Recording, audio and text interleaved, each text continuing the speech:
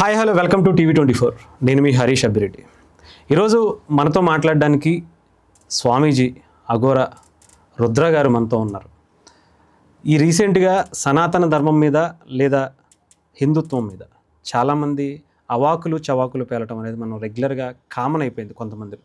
దీని గురించి స్వామీజీ ఏమంటారు, ముఖ్యంగా అఘోరాలు లేదా నాగసాధువులు వీళ్ళు సనాతన ధర్మ పరిరక్షణ కోసం ఎలాంటి చర్యలు తీసుకోబోతున్నారు అనేది అడిగి తెలుసుకుందాం. స్వామి నమస్కారం. స్వామి నమస్కారం మిత్రమా, చెప్పండి. స్వామి, ఫస్ట్ మీరు ఎక్కడ ఎక్కువగా ఉంటారు మేడం? ఎక్కడ ఎక్కువ అంటే మీరు ఎక్కువగా హిమాలయాల్లో అని, ఎక్కువగా నాగసాధువులు అంటే హిమాలయాలు లేదంటే కాశీ ఇలాంటి ప్లేసుల్లోనే ఉంటారు అని చాలామంది అనుకుంటారు. మీరు ఎక్కడ ఉంటారు స్వామి? కాశీలో మరియు మీరు అన్నట్టుగా హిమాలయాలు ఏంటంటే మిత్ర, ఏ సాధువు కూడా హిమాలయాల్లో ఉండడు. హిమాలయాల్లో కొన్ని దైవాధీనమైన ప్రాంతాల్లో మాత్రమే ఉండాలి. ఓకే.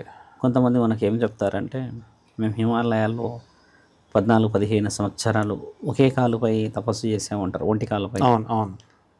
ఒంటి కాలుపై తపస్సు చేసిన వాళ్ళు సమాజంలో నడవడానికి పనిచేయరు.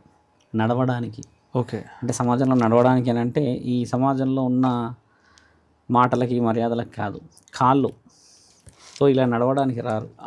అవదంటారా లేదా అసలు కాదు. ఒక కాలు సన్నగా అయిపోతుంది, కంప్లీట్గా హెల్త్ లాస్ అయిపోతుంది. అంటే అలా ఎన్ని సంవత్సరాలు ఉండగలుగుతారు వాళ్ళ? ఇప్పుడు చెప్తారు కొంతమంది, ఇప్పుడు మేము 14 ఏళ్ళు ఉన్నామంటారు, 10 ఏళ్ళు ఉన్నామంటారు, 6 ఏళ్ళు ఉన్నామంటారు, 9 ఏళ్ళు అంటారు కదా. ఏ సాధువు అయినా ఒక కాలు మీద ఉన్నాడు అని అంటే ఒక కాలుకి ఎనర్జీ అనేది ఉండదు. అంటే కంప్లీట్గా అక్కడ బ్లడ్ సర్క్యులేషన్ ఒకటి, న్యూరలాజికల్గా కొన్ని, తర్వాత బోన్ డిస్కషన్ ఇవన్నీ జరగడం చేత ఆ కాలు సన్నబడిపోతుంది. ఈ మధ్య కొంతమంది మేము 14 ఏళ్ళు చేసామన్నారు. 14 ఏళ్ళు చేసిన సాధువులు ఏంటంటే ఒక కాలు బరువు కంప్లీట్గా కోల్పోతారు. ఇది ముమ్మాటికి నిజమే. ఇప్పుడు మీరైనా అంతే కదా, ఒక చేతి పైకి లేపి ఎంతసేపు నుంచి ఉంటారు? ఈ సర్క్యులేషన్ కొంచెం హెవీ అయిపోయిన తర్వాత అక్కడ ఆ పరిస్థితి నీకు నా వల్ల కావట్లేదు అంటే వదిలేస్తావు. సాధువులు వాళ్ళు వీళ్ళు ఏంటంటే వీటన్నిటిని దాటుతారు కాబట్టి అక్కడ బ్లడ్ సర్క్యులేషన్ కంప్లీట్గా జీరో కావచ్చు. ఓకే. ఒక సాధువులు, నాగసాధువులు మాత్రం, అఘోరాళ్ళు వీళ్ళు మాత్రమే 12 పుణ్యక్షేత్రాలు ఉన్నాయి మన దగ్గర. 12 జ్యోతిర్లింగాలు మరియు 18 శక్తిపీఠాలు 18.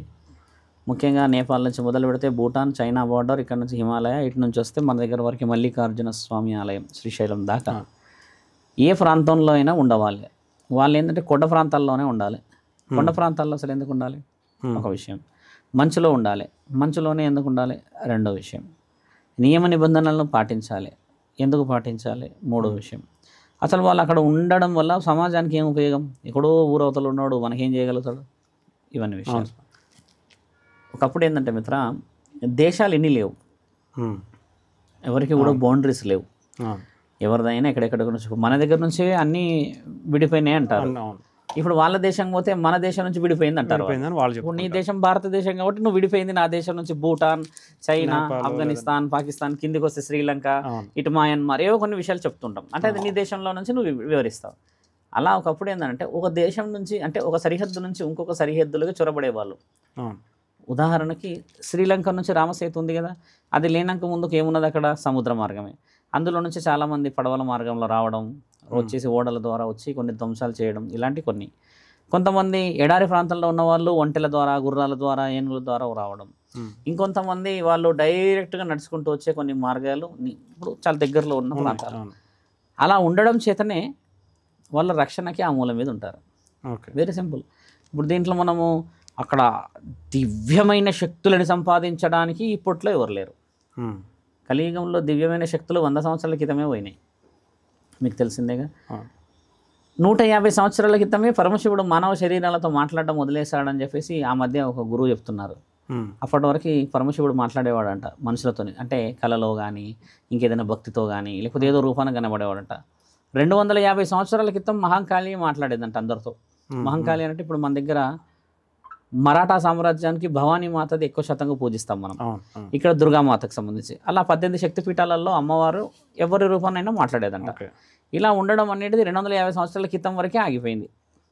ఇప్పట్లో దేవుళ్ళు కళలో కనబడడం అనేది చాలా తక్కువ శాతమే వింటాం. వాస్తవం చెప్పాలంటే దేవుళ్ళు కళలో కనబడడం కూడా కనుమరుగైపోయారు. ఎందుకు అయిపోయారు? మన శరీరం ఒక వృక్షం ఎంతటి పవిత్రమైన, అంటే ఆ బీజం ఉంటుందో దానికి ఆకులు, కొమ్మలు, తర్వాత పండ్లు కూడా అలాగే ఉంటాయి. ఆ పండు ఏ కార్నర్లో అంటే ఆ చెట్టుల నుంచి ఏ మూల తీసినా కూడా అది ఖచ్చితంగా మంచి బ్రీడే, అవునా కదా. కాబట్టి ఏంటంటే మిత్రులారా, 40-45 సంవత్సరాల క్రితం నుంచి జనరేషన్స్ స్పాయిల్ అయినాయి. ఓకే, ఎలా స్పాయిల్ అయ్యాయి తెలుసా? మీరు అడిగిన ప్రశ్న అంతిమంలో ఆన్సర్ దొరుకుతుంది మీకు. నాగసాధువులు, అఘోరాలు, శివరుద్ర సాధువు ఏడుంటాడు. ఇలా జనరేషన్ స్పాయిల్ కాకముందుకు ఏంటంటే మన ఈ ఉమ్మడి కుటుంబాలు. ఇప్పుడు నువ్వు ఒక ఉదాహరణకి మీ ఊర్లో నువ్వు ఫలానా చంటబ్బాయి అనుకో, ఈ చంటబ్బాయి ఫలానా ఊరికి మొత్తం అబ్బాయే వాస్తవంగా. ఇప్పుడు చంటబ్బాయి హైదరాబాద్లో ఏ గల్లీలో ఉన్నప్పుడు తెలియదు. అంటే వాస్తవంగా మనం కోల్పోయినాయి ఇవన్నీ. అలాగా సరిహద్దులు దాటిపోయిన ఎవరైనా ఉంటే, సరిహద్దు లోపలికి ఎవరైనా వస్తే వాళ్ళని రక్షించడానికి మన బౌండరీ అన్నమాట, భారతదేశ బౌండరీ హిమాలయ అనేది. ఇలా కిందికి వెళ్ళవచ్చు. ఆ బౌండరీస్లో వాళ్ళు ఏం చేసేవాళ్ళు అసలు అంటే, సమాజంలో ఏమి జరిగేటిది ఒకప్పుడు ముఖ్యంగా నిధులు, నిక్షేపాలు, మన దగ్గర ఉన్న గ్రంథాలన్నీ ధ్వంసం చేసేవాళ్ళు శత్రువులు వచ్చి. ఇది రాజవ్యూహం, ఇది చిన్న వ్యూహం కాదు. ఒక వ్యక్తి యొక్క గ్రంథాలు ఇవన్నీ ఎందుకు ధ్వంసం చేయాలంటే భవిష్యత్తుకి పుస్తకమే చాలా చాలా చాలా అవసరం పడుతుందని. ఇప్పుడు ఈ దేహం అయితే 1000 ఏళ్ళు ఉండదు కదా, 100 సంవత్సరాలలో, ఇప్పుడు 100 కూడా లేదు, కానీ పుస్తకాలు మాత్రం ఉంటాయి కదా, అంటే జ్ఞానం అయితే ఉంటుంది కదా. కాబట్టి ఎవరో ఒకరైతే వారసత్వాన్ని ఋషి పరంపరలు తీసుకొస్తారు. కాబట్టి మన మీదకి దండయాత్రలు ఎక్కువ శాతంగా జరిగేటివి. ఒకటి విగ్రహాలు, రెండోది గుడులు గోపురాలు, మూడోది ఆడవాళ్ళు.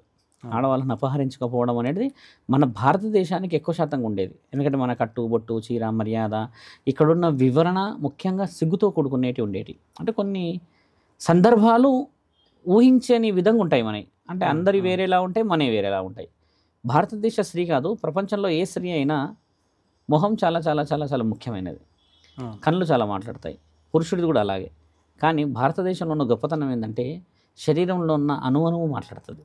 కాళ్ళకు పెట్టుకున్న మెట్టలు మాట్లాడతాయి, ఆ పైకి వస్తే గజ్జలు మాట్లాడతాయి, ఇంకొంచెం మీదికి వస్తే ఆవిడ కట్టుకున్న చీర మాట్లాడుతుంది, ఇంకొంచెం పైకి వస్తే పెట్టుకున్న బొట్టు మాట్లాడుతుంది, ఈ చెవులకు పెట్టుకున్న కమ్మలు మాట్లాడతాయి. అన్నిటికీ మించి ఆవిడ అమాయకత్వం మాట్లాడుతుంది. ఇన్ని మాటలు మరి ప్రపంచం కొన్ని దేశాలు జీర్ణించుకోలేకపోయాయి. అలా అంటే దీన్ని ఏమంటే ఒక విధంగా పైశాచికత్వం అనవచ్చు. అలా మన దేశాలపైన ఎన్నో జరిగినప్పుడు వీటన్నిటిని ఆపడానికి వచ్చిన వాళ్ళే మీరన్న సాధువులు, నాగసాధువులు, అఘోరాలు.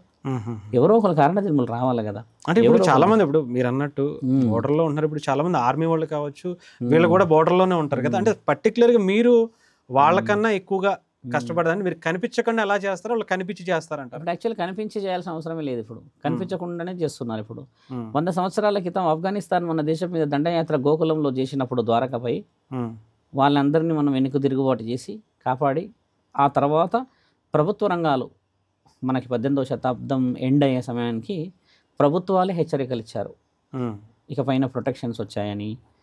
తర్వాత గాలి విమానాల ద్వారా వాళ్ళ air force, army, police protections, ఈ కమాండోస్ అందరూ వచ్చారు. 100 సంవత్సరాల నుంచి ఉంది ఈ వ్యవస్థ. 100 సంవత్సరాల కింద ఉన్న వ్యవస్థ అంతా అఘోరాల వ్యవస్థనే. అంటే అంతకుముందంతా కూడా ఆర్మీ అంటే అఘోరాసే.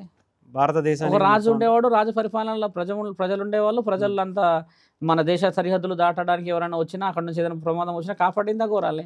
అంటే ముమ్మాటికి రాసి ఉంది.